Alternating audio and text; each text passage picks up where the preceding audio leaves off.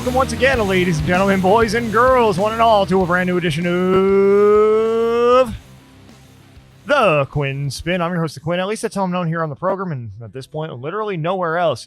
And I'm back here on Spotify, Apple Podcasts, YouTube, and more for another rousing and riveting installment of the official podcast of Underground Music Collective. And you just heard Revel 9's All I've Become at the top of the show. That has been our opening theme song here at the Quinn Spinn since the great year of 2014, and it will be until the very end of days. And I have two guests joining me on the interview set right here at Helping Our Music Evolve. I have Rachel and Angie from Lips Speak Louder, and they have an incredible new album coming out and plenty more in store, plenty already out on the streaming platforms as well.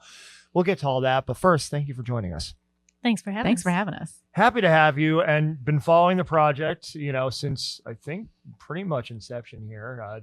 Shout out to Dave for always keeping us updated on what's going on in your world, of course, and really excited to just sit down face to face and talk about it all. So pumped.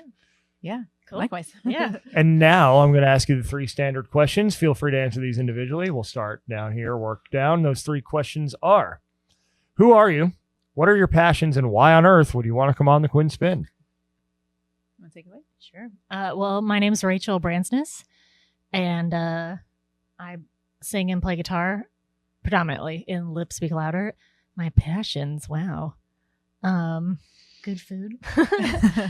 Music for sure. I like to do a little skiing, and I like traveling and learning about other cultures. And yeah, I don't know. I'm a big fat nerd, so I just kind of geek out on all kinds of different things, I think. Mm-hmm.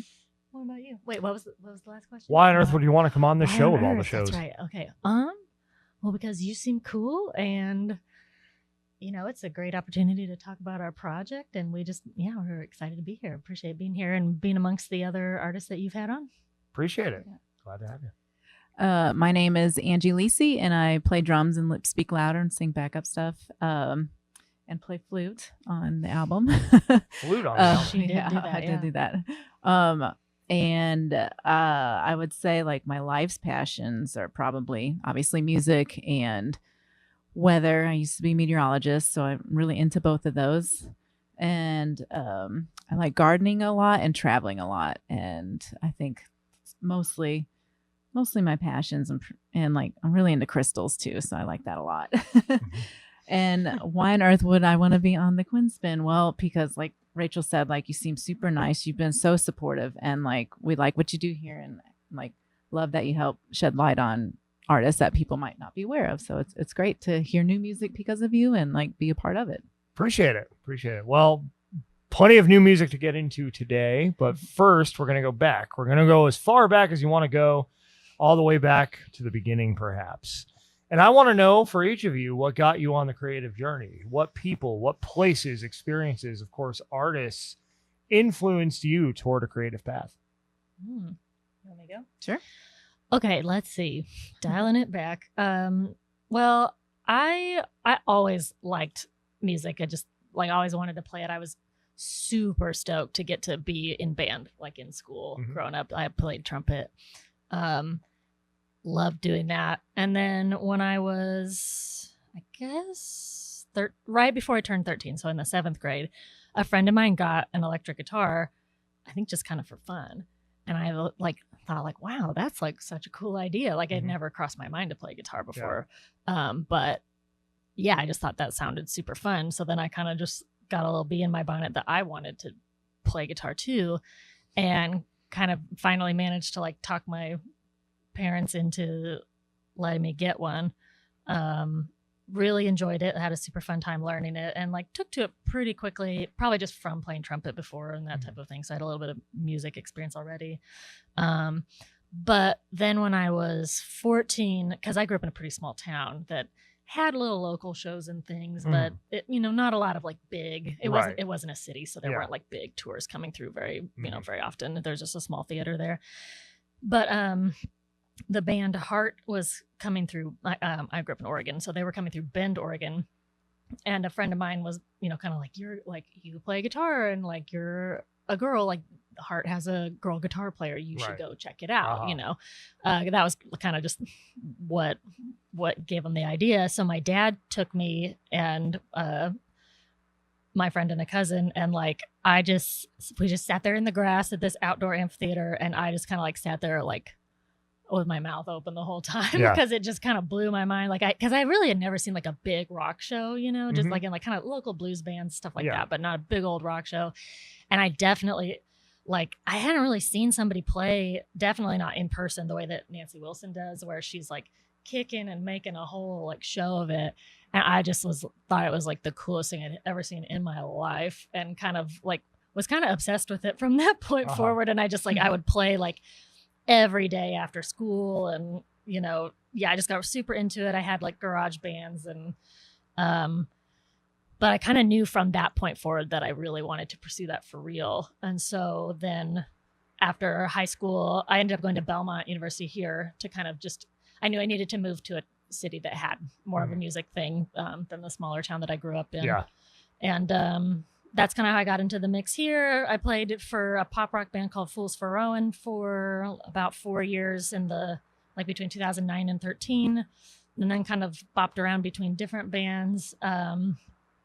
I have a band with another friend called Flarelight, but it was with, I guess I'll get to this point and then I'll pause. But then at one point, kind of through other projects and shows, Angie and I met, and she ended up having a Foo Fighters tribute band that she was putting together for a couple things. And that's where she asked me to play guitar. And so that's where we met. And then I'll pause the rest of the story for later. But that is kind of from the beginning up until the point of us collaborating for the first time. So.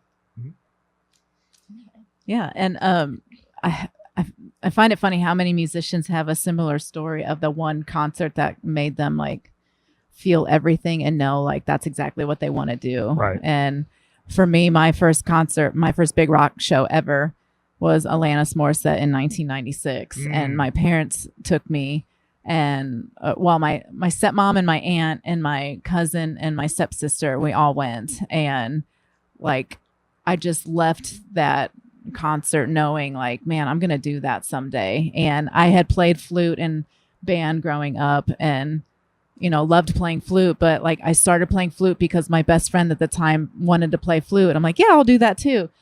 So I got really good at that. But then when I saw that concert and I saw Taylor Hawkins play, I was just like, this is it for me. That's what I want to do. And like, RIP to the greatest, like, that's why I'm a drummer today, because of that concert when watching Taylor Hawkins play. So, but it wasn't till I was in college studying for something else that I had a whole career and everything, that I just decided to pick up the drums. I've always been like, I always wanted to. When I was in high school band, I thought the drummers were like, not the smartest, but like the coolest. And I just wanted to do that. So, I just bought a drum kit 1 year with a tax return and taught myself how to play. And, eventually through my other career, I ended up in Nashville in 2012 and, had been playing in like different bands up until then. But, my first big band, I guess, would have been the Dead. And I started that with a couple other girls, and that band took off enough where I left my career to pursue that, and just knew like, that's it for me. Like I need to keep staying with music, cause like drumming is my all-time passion. So from that band to like another punk band, Taco Mouth, to once Taylor Hawkins died, I formed Fingernails Are Pretty. It's a female Foo Fighters tribute band. And, I'd already met Rach when I was starting that band, but, she was living in New Orleans at the time. And I was like, I don't know if I should ask her, like, would she come up to town or not to play in this band? And I was like, ask me, please. Yeah. So, I was sort of in band management at the time and was trying to help her band Flarelight, put out an album and get some press for that. And then that's when I started Fingernails Are Pretty. So we ended up playing together, starting in 2022. Yeah. Yeah. So that was the first time we really met and connected and started playing music together and realized, here's a musical partner that I want for life. So, that's how we met, you know? Yeah. And so my follow-up to that is, was it immediate that you knew like, oh, we've got something here, we should start our own project? Yeah, Almost. It was. Yeah. I don't know, because we just hit it off like from a friendship standpoint immediately, I would say, or pretty immediately. And then just the first couple times we rehearsed for the Fingernails Are Pretty stuff, it was super fun. I don't know, and we just kind of come at music and band stuff from a similar perspective. So I think, I don't know. It's like doing a few of those shows was so fun, but like not going to be enough, you know? So we're like, okay, what do we have to do so that we can play together all the time? And that's kind of where we're like, well, what if we just made our own thing? You know? Yeah. Might have been that same month we played Fingernails Are Pretty debuted at Tomato Art Fest, a music fest in East Nashville. And maybe a couple weeks later, I think we were talking about it on the way to a radio show. Yeah, you brought it up. I brought it up. I'm like, gosh, what if we maximum a month later? Yeah, and just bringing up like, man, it would be fun. Like my dream gig was to always be in a rock duo. Like I just wanted to back like a rock and a female front woman. You know, I just wanted that to be a rock duo for me, and I've always wanted to do that. So like I brought it up to her, you know, after we played together. I'm like, man, we really gel well on stage, and I could see how talented she was, and I was just like, I don't know, like, well, let's just try it. Would you be interested? And like, yeah. So and I was like, yeah, definitely super interested. Yeah. And that's an important thing to know too, is you're a duo and you're able to just present this energy of a full band experience through everything you've released so far, as well as the live show. Like, you know, somebody listening to you on Spotify or Apple might listen and be like, oh, who are the other members of this band? It's just the two of you. It's us. You're able to create this like raw it. energy and just like really just bring that full experience to the table sonically. So what do you attribute that to? Well, I attribute that to you. We just always wanted it to be a big full sound, you know, because I mean, I guess like there's a lot of cool things that you can do with just two. Like you could do the White Stripes type of thing. I feel like that's what everyone thinks of first. But even like Local H did it, and I think we went, and she's got the shirt. We got to open for them in January, right? Yeah, which was really cool. But like, I guess I just figured like, if we were gonna do it just the two of us, you know, and when you're starting a new band and nobody knows who you are, you kind of really have to come out swinging, because people are, you know, it's like with resumes or something, right? Like people give you a couple seconds, and if you don't like make a good impression in a couple seconds, nobody is going to care. And I think it, like, for better or for worse, like that is kind of the situation. Definitely with like Spotify and everything, like there's so many bands.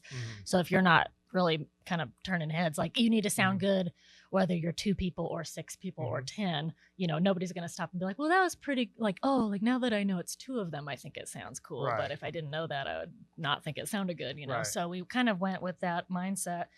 And I think a little bit more of like the Local H approach, where like he's got this cool thing, and like, forgive me, major Local H fans if I explain it wrong, but he's got a thing where I believe he modded one or his guitars to have like a bass pickup basically that's picking up just the bottom 2 strings when he plays, and he's sending that through like bass amps, like pitched down.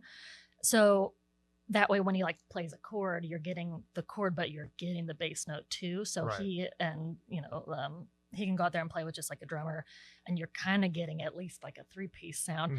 And so we did kind of a similar approach.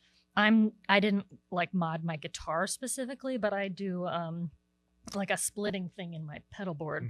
So like for the live shows, where when I'm playing the guitar, the signal comes down and then I split it in 2. One side goes through the guitar effects and into my guitar amp, and then the other side goes and gets pitched down, and then there's like certain pedals and things you can use that'll, like, not to get super technical, but that will like EQ out the higher frequencies to just keep it on those low strings, because again it would kind of turn into like a soupy mud if it was everything.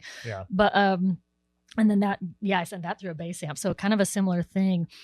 And that, like, that's how we do it on stage, to be able to get like a really big huge sound. And then like, I mean, and also like Angie drum. She hits the drums super hard. She's like really playing full, like big sounding drums. That helps a lot. I think like you fill out a lot of that lower end space as well. And on the recordings, we tracked like guitar and bass separately, just because for like mixing and everything else abilities, it's way cleaner to like properly like play the bass, mix it in there, do the guitar. So we didn't try to do like the hybrid thing on the record. But for live, that's how we do it. And and it just, I don't know. It's been like a work in progress really since day one. It's like I don't even want to tell you like how many different pedals and things I have tried and flipped in and out, you know, like, cause I'm always kind of, just when I think I've got it, like, oh, I think I got it where I want it, then I like learn about something else to make it better. So that's the creative process in general. Yeah. And it's fun too. Like I said, like I like to nerd out about it. So I honestly kind of enjoy being in constant pursuit of how to sculpt the sound. Yeah. So how do you feel the project stretches you creatively in that regard? Like, how does it like inspire you, you know, in finding those new ways, like to uncover those new techniques? Like, how does it keep you hungry to discover more? Well, I know for me, like you maybe have your own thoughts on it. For me, it like changed my approach to writing the songs big time, because, you know, if you're writing a song knowing that there's going to be 5 people playing it on stage, you can really branch out into like, oh, this little part and this little thing and, you know, all these kind of different components, and be more maximalist, I guess, you know, with what you're doing. And I knew that at the end of the day, it was just going to be the 2 of us on stage. So I went into the writing trying kind of really to like pare it down to be like, what's the most, you know, like I kind of let myself think of it as like a guitar, bass, drum, vocal. But again, where the bass essentially has to follow the guitar. You know, you're not having like a funk guitar line that's doing different stuff while you have little chords like going. They match essentially like in your kind of very basic rock and roll way. And so it was like, how do I come up with melodies and little moments and things together when I'm keeping those core elements like really pretty basic? So it made me have to work harder at trying to like, really like make the melodies really good and trying to pair in with how like Angie's drumming, because I didn't want the record to have all kinds of stuff going on, you know, and then have people be like, that sounds great, come to a show and be like, oh, like that was nothing like the record, you know. So that's for me, the writing, it really changed how I thought about the writing. Well, I was just going to like piggyback on that, because like I know you had to approach it differently, but she did take like the way I drum into account when she was writing songs too, because like I'm kind of an aggressive drummer. And so although like she sort of says like she comes from it in a more simple mind frame, sort of like, or just trying to not like overdo a bunch of stuff when you can't recreate it live. That was a challenge for me when there were like technical parts like that she was throwing down or singing a bunch. Like you know, the way I would write that, then I would like pull back on the drums. Or if it's like, or, you know, like under her solo, like a lot of times, like I'll do a lot of I'll try and add like a lot of kick drum or a lot of toms to add a little low endy sound to like, to fill it out, to make sure it's not a drop unless we want it to drop in like sound or anything like that. So I had to think about my parts a little harder than before. Generally, I play the same thing over and over again, but you do not. Okay. But there's still so you might have approached it from a simple mindset, but the songs I don't think are simple, because you still left parts for like some rad solos that you get to shine on, some rad singing parts that you get to shine on. I have a couple moments where I get to shine on the drums. So like, it's all there, which is pretty cool, you know? Yeah. Like I say simple, but like really it was one of the more complicated like writing I ever did. It was just like simple from a like not tons of overdubbed fluffy. Like basically it's like I had to cut the fluff. So I had to figure out, how do I make this song just like cool to where if you just stripped it down to the basics, you would still be like, oh yeah, like I mean, well, hopefully people feel this way, like, oh, like I like listening to this, you know, like this is a good song. But I couldn't hide behind being like, well, and then there'll be like a synth part over here, and then there'll be like this twinkly guitar thing, and then this, like, you know, there's I mean, there's definitely little bits of flavors and pieces throughout like the recordings, but That's still pretty raw. it's pretty Yeah. raw. The rawness. Yeah. I was going to say there's a Yeah. rawness to it. Yeah, and that was that's kind of what intended for sure. Right. We wanted it to have kind of like a 90s throwback feel too. Yeah. So we didn't want it to feel like super overproduced and overprocessed. Right on. Yeah. Right on. Right on. Well, anybody who's listening can tell you that they feel that rawness, that authenticity, that love of creativity and the creative spirit just throughout every song. So I mean, it's definitely hitting the mark, in all those regards, as far as just like giving people that rawness, that realness, that rock and roll energy. Emily Wolf has worked with you, of course, on the album, and you've been on the road as well. How has she influenced the project? Oh, wow. Well, there's never a dull moment. Yeah, she's a fun little weirdo, and we gel She's really well. hilarious, Yeah, yeah. she's super funny. So she makes the process really smooth and easy. Like Really it fun. could not have Yeah.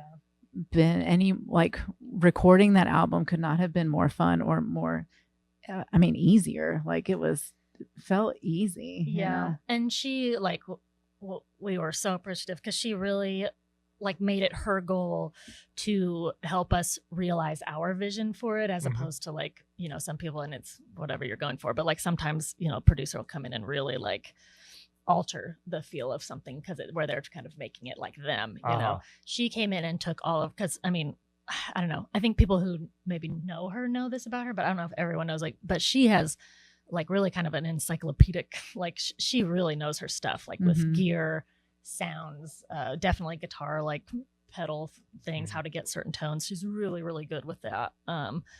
But she has experience drumming too. I think she actually learned to drum before She ever started learned as guitar. a drummer. So she, and she, when she's demoing like her own songs, she's doing all the parts. So she, we sent her like our demos, and then what we really appreciated so much is like she made it her mission to help us just get the best version of our sound as opposed to trying to like turn it into somebody else's sound. So but she's great, and I mean playing with her super fun. Like she's just like a champion of other female artists too, which is really important, in the music industry. Like it's, if we have just as good of a product as someone, we have to fight 10 times harder to get anyone to listen to it, which is a struggle, but a fun challenge. And like, it's like she could see our vision and like our talents, and which, is super nice. And it was just, the album came out better than like I think we could have imagined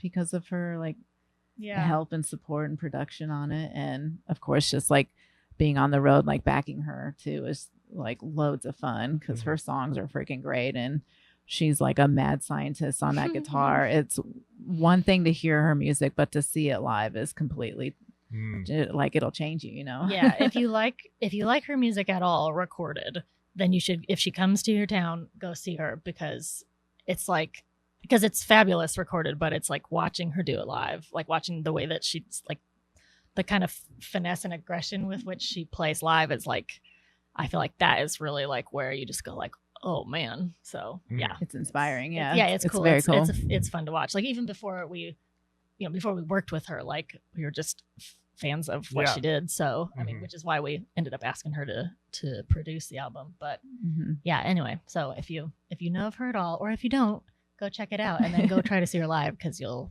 be like, oh, I know what they're talking about now. Yeah. If you don't, you should. Yes, exactly. Like you won't be disappointed. Yeah. Let me make sure that doesn't restart. Oh. No, I think you should keep it in. Bloopers and all. Yeah. So let's talk. Well, let me get back in my seat first and not fall over. Let's talk about the album. Consolation Prize out soon, right? So let's talk about that. And also there is a special event happening April 24th at the East Room in celebration. That's right. Yeah, I'll take that. Sure. So our debut album, Consolation Prize, comes out April 25th. We recorded it at Sweetwater Studios with our pal Sean Deely, who's the best, and of course produced by Emily. And we have an album release show in town in celebration of that, and that's April 24th at the East Room. with our dear friends and talented friends, Fame and Fiction and Candy Carpenter. And if you don't know either artist, please come. You'll like it. It's going to be a big fun party. Yeah. We love the East Room. They've always been so great to us, and so like a champion of all types of music in town, which is fantastic to debut our album at. I don't know. Are we gonna play it start to finish? That'd be fun. I hope so. Okay, That was definitely my plan. Guess what? So I guess it's our plan. Okay, yeah, okay. So if that's your plan, let's do it. Yeah, and we just we will have vinyl at the show too, which is very cool. We may or may not have it already. We just got to see them just a little bit ago. We got them pressed at United here in town, and they let us come see the process, which was super cool. Yeah, they were lovely people. So if you need a record pressed in town, we're like pitching everyone. But yeah, really great. They do amazing work. They have since like the 40s, I think, which is cool. They're like one of the only pressing facilities left that's like from that. Yeah, they're the OGs here in town. Yeah, I believe. Yeah. Really cool. So about the album itself, anything else you want to tell us about the creative process? What we can expect that we haven't already heard that might, how do those tracks lead us into what's coming? That's a great question. I think you'll get I think the vibe of the whole thing is fairly cohesive with the singles that we've put out so far. But gosh, what else? We've got a couple kind of mix of things. Like we've got one or two that are a little more on the indie rock side. We've got one that's kind of like heavy and gnarly. Yeah. Like that'll be nasty. Kind of it's fun, nasty. I think. Yeah. Like sound wise. Yeah. Not like content wise per se, but like big, like heavy guitar riffy, big poundy drums. Like, so kind of a mix, kind of the way that the singles have been, honestly. Yeah. I mean, like it was hard to pick the singles just because, like when you've worked on it, like you love them all. And so it's hard to figure out which ones, to feature. But so I mean, we have like another single coming out, or well, it will have been out. Like our last single, Loser, is maybe similar to a couple other singles or songs unreleased on the album, kind of in that indie rock vein, like you were saying. But yeah, there's still a heavier one on there, and then a maybe a grungy rock type of one. Yeah. I don't know. It's a mix, but it's a similar mix to what this kind of been a nice, I think, sample platter of what's to come. Platter. Yeah. Like if you like take the sampling of what is there so far, kind of you'll hear some similar components, but a few new things, you know, kind of as well, or just new iterations of some of that. And I don't know. I think it helps kind of complete the package. We wanted it to be like a raw album that like rocked hopefully pretty hard, but we wanted it to be fun too, I guess. I think that's an element in there of like even when the songs are serious, a lot of it's fairly up tempo. There's there's a little bit of like sarcasm and tongue in cheekiness in there. I don't know. I think because it's so easy to like go into songwriting and just become like so serious all the time, like so serious. The brooding artist. The brooding artist. And like, I don't know about like you, but every day I wake up and everything is so serious. So like there's a little bit of need some levity. Yeah, there's a little bit of, I think, fun in there too. And I don't know, how much it comes across. Like, but I know, like for me, like I've got definitely some bits of like sarcasm and kind of double meaning things and stuff like that are kind of in there. Just and I'm not sure people pick up on it so much live, because when we're playing live together, like we are obviously having fun, like, and we're like smiling the whole time, even if it's like a serious like content happening that she's singing or whatever. Like we have fun playing these songs, we have fun playing together, and like if anything, people will gather that, I think,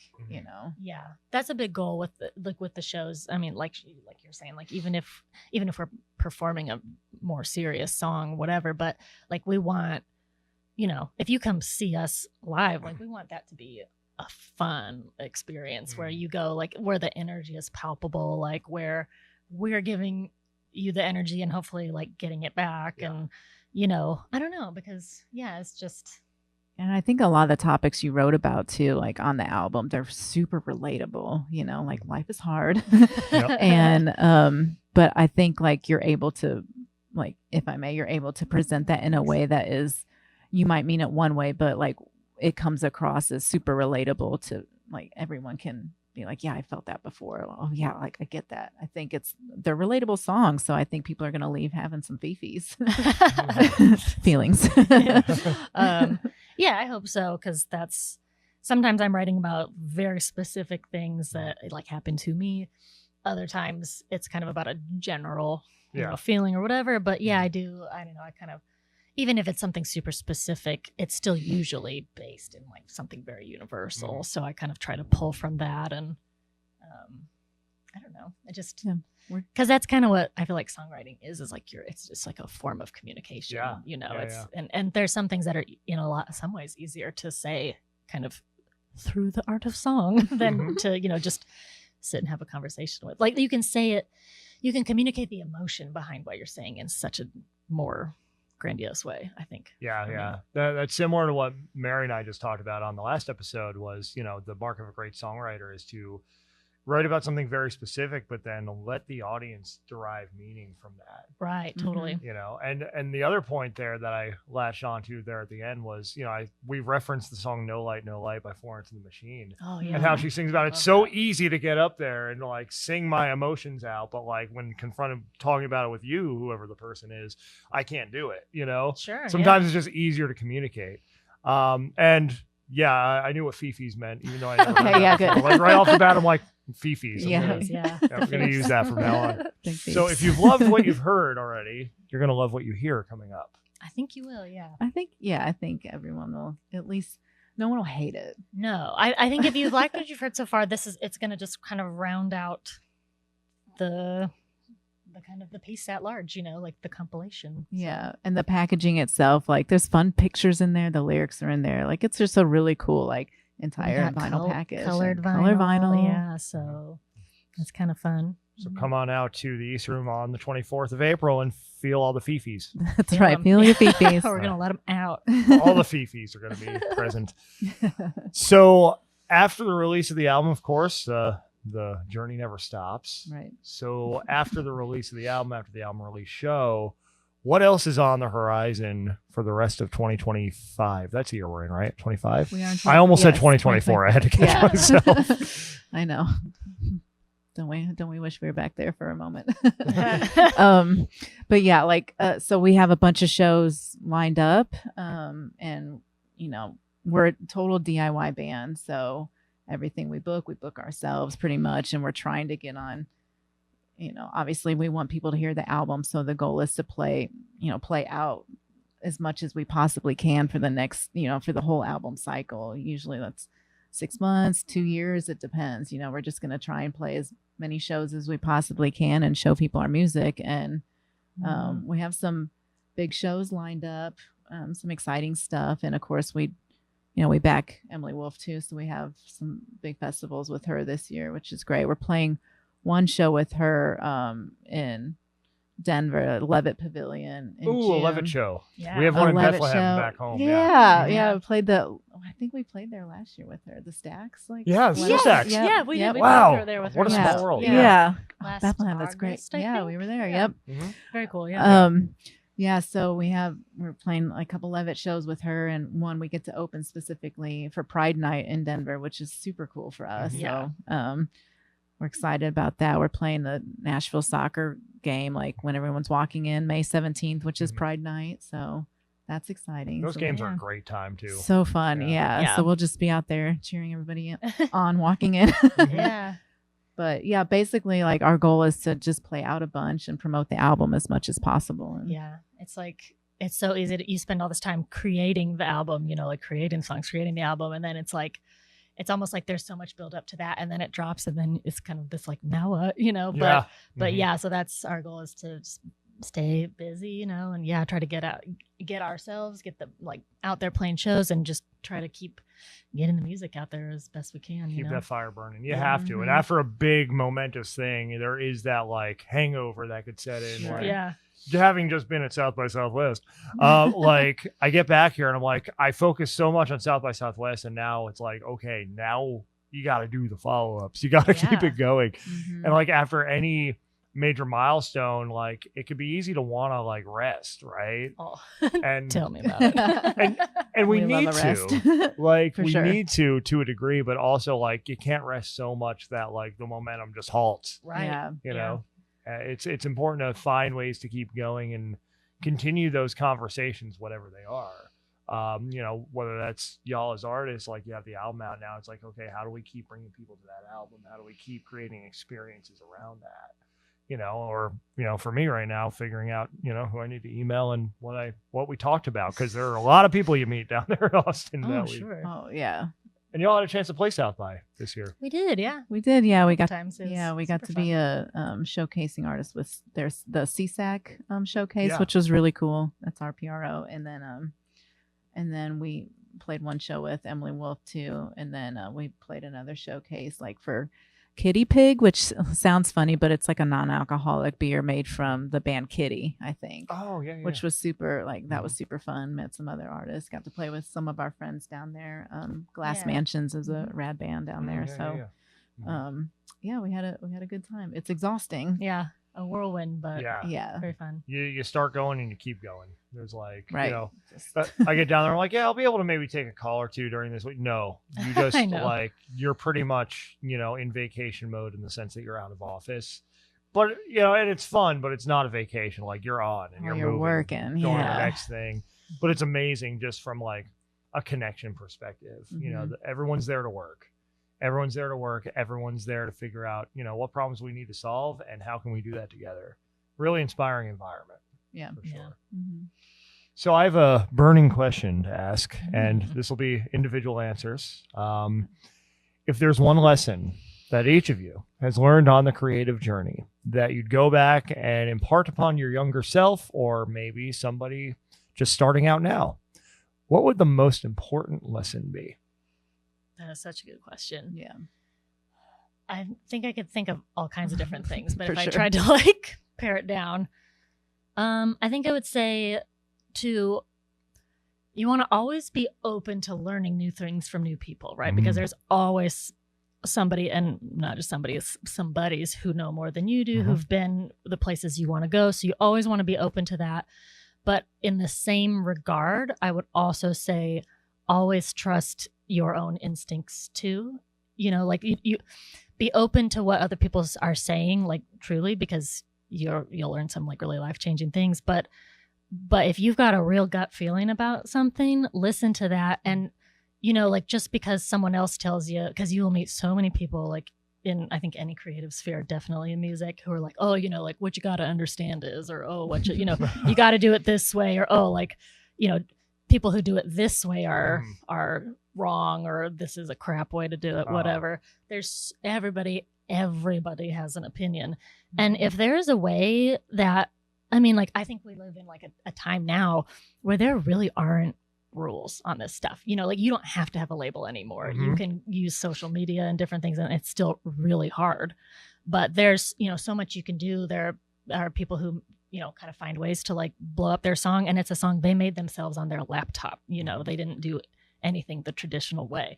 So if you've got like this real conviction in the way that you're doing something, or you want to try something new that you haven't tried, do that, you know, and don't let somebody else tell you that this isn't, you know, cool, or you're, you know, this is lame or whatever. Like do follow, you know, like I said, like always be open to learning, but follow what, like, you're going to have inklings as to what's right for you.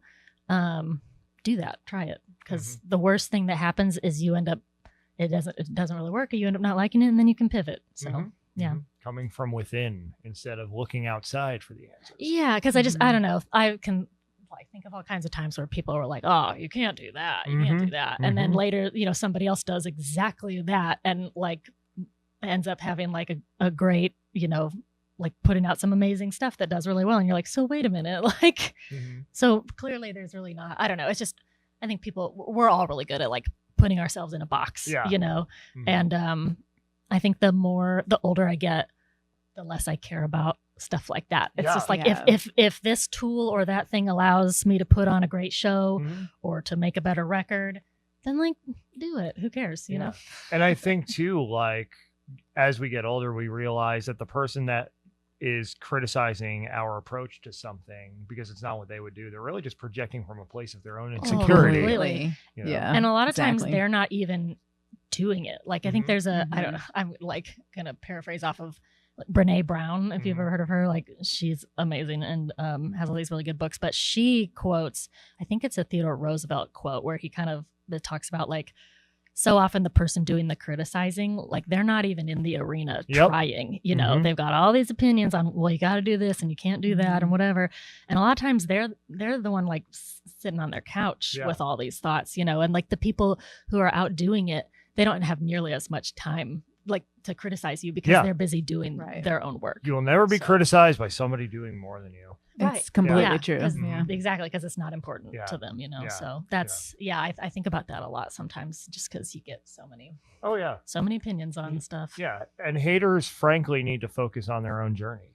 You know, Yeah. I'll get a little opinionated on that here on the show. Like, because I've encountered it recently where like somebody actually came into one of my workshops and started trying to be like, oh, well, you're not trying to help the artists find themselves. You're trying to package them for the industry. This person, meanwhile, had missed the first half of the workshop, the part where we go into coming from a place of your own values. And like, it was so satisfying to me to just like sit there, mic in hand, as like other participants started dunking on this dude. Yeah. And I'm like, and then I got up and finished it off because why not? Might as well join the fun. But it's like anybody who's going to come in and like hate on what you're doing, criticize what you're doing, like ask what they're doing Right. because often they're not going to have the answer. Correct. You know? Totally. Yeah, totally. Yeah. Yeah. Sorry, I just needed to get that. I needed to get my fifis out on that one. Get 'em Peace out, out, yeah. man. The fifis. That's going to make its way into the title of this episode. Sharing our fifis. Yeah. Exactly. With Let's Speak If you Louder. ever need like a new podcast title, it can be like sharing our fifis. big fifis. Big fifis. I just imagine that in like, you know, clouds with like a rainbow and some unicorns and Yeah. like sharing our Completely. fifis. It's necessary. Yeah. Big like puffy, well, you know, puffy like text typeface and all that. Completely, you know, yeah. Mhm. Make it feel very, you know, very welcoming, warm, Mhm. comforting. Totally. Anyway, Yeah. yes. Yeah. I think that would be mine. Yeah. And like if she hadn't taken that already, I would have probably said the same thing. Like you have to be authentic and like kind of create your own path and not listen to the haters because they're always going to be there and they're going to be the loudest ones in the room. But if I come up with my own, I would say there's a large stigma that creatives shouldn't have other side hustles or work. Like they should, you know, if you're going to be a rock star, then that should be the only thing. Well, that's not really how it works. You know, like you have to work really hard, but you might have to have a job or two on the side to make your dreams happen. And like, that is okay. I think like, I just want to say that like, if I could tell my younger self that like, don't listen to other people that are like, you know, you just like take the one gig that pays the most and then you hope, you know, wait around for another gig to come. Like you got to make that stuff happen yourself. And sometimes you have to take other jobs, you know, like you have to, you know, there's nothing wrong with working jobs to make the dream happen. And Yeah. like, Amen. It does not make you less of an It's- artist. Or no, less it of a makes you more creative. dependable and like, Yeah. like more worldly, I would say, because like we come from like, you know, big girl careers. And like, I think that makes us like better business people for the Yes. band because we bring a different, like, a different set of qualities like dependability and like time management, like management is huge, organization. yeah. Like it brings these other skills to the table that you need if you're going to be a successful musician. And you might get that from waiting tables or like working at a bank or whatever you have to do to make the dream happen. You should do it. Oh And yeah. Yeah. I Yeah. think like Mhm. I just want to tell my younger self like it's okay. Like there's no shame in like cleaning homes or whatever you got to do to make it work. Yeah. Yeah. You know how many people I've met driving Lyft around here? For sure, You yeah. know, you make great connections. They go follow the Instagram. A couple go on and buy the book. Like there's value in that. And moreover, like there's no shame in doing things like eating and paying rent. Paying rent. And Right, keeping yeah. your cat or your children alive. Like that's fine. Yes. Like Pay your bills. like and drop the ego about this. Oh, well, normal jobs are for normal people. Guess what? We're all normal people. All right. We're all human beings. We all got to make our way in the world. And if you expect that your art is just going to take you there right off the bat, another lesson in the book, there's no such thing as overnight success. You got to drop the ego and just do what you got to do to push things forward. Period. Completely. Yeah. Wonderful lessons, and shades of those and more are in my book, 60 Plus Lessons from the Creative Journey, a handy guide for the budding entrepreneur, out now on Amazon and Ingram Spark. That gave me such a beautiful opportunity to make that plug. Perfect Yeah, segue, man. I think that question from now on is going to be sponsored by the book. Completely. smart, yeah. Great. Yeah. Do it. Because I'm a podcaster and I spend half my episodes selling things. Anyway. Well, thank you. This has been absolutely lovely chatting with you both. Rachel and Angie from Lips Speak Louder here on the Quinn Spin. I almost forgot what my last question is because we're having such a good time, but I remembered it now, which is why I stalled. Where can we learn more about you and follow the journey? Man, well, we're on Instagram. We're on TikTok. We're on TikTok, on YouTube, YouTube. Facebook. I think Blue Sky probably, but I'm very bad at Yeah. updating that. There's I'm getting so- there. there's I so registered one of those. We've made one post. So far. Yeah, There's yeah. so I think I've many. reshared threads. We're on. Basically, if you search, at Lip Speak Louder, you're going to find us. And then we also have like lipspeaklouder.com, which you can find out basically everything about us and You check can out our videos. buy the album there. You Soon. can merch, fun shirts and things. But yeah, especially we're definitely, I would say, the most active on Instagram. So Yeah. Yeah. come say hi. We love when people comment on stuff. Oh and yeah. we're pretty active on there. So Yeah, we yeah. love to engage with fans and friends and stuff. So Yeah. yeah, definitely like stop by for a comment. yeah. And remember, April 24th here in Nashville at the East Room. Album Woohoo. release show and the album Consolation Prize out the next day on the 25th. And this episode's out now because you're watching it. And this has been the Quinn Spin. 2 N's and Quinn, 2 N's and Spin. Find us on Spotify, Apple Podcasts, YouTube, and more. Also on the socials, namely Instagram is where we're most active. At Quinn Spin Official. Again, 2 N's in both Quinn and Spin. Underground Music Collective is our central hub for all things independent music, creativity, community, and more. You can learn more about us at umcnashville.com. Hit the join tab if you want to learn about joining our Underdogs community. That is the worldwide community we are building with artists and creators who want to share what they know, want to help each other succeed. And we're building our own ecosystem and music economy because the one we got just ain't cutting it right now. And I think we all know it. Also, UMC Academy, umcnashville.com/academy, where you can enlist the services of us coaching you on branding and other disciplines coming soon. And of course, make sure you stay tuned to that events calendar. We're always posting our events and the events of our next to rise artists, which we announced that lineup not too long ago as of release date. I think that's all the plugging I need to do. Oh, the book one more time. 60 Plus Lessons from the Creative Journey out now. Thanks to everyone who's bought it, come to the events, gotten it signed, has shared it on social media. I love you forever. Revel 9's All Become going to take us out like it brought us in. Grab some muffins on your way out.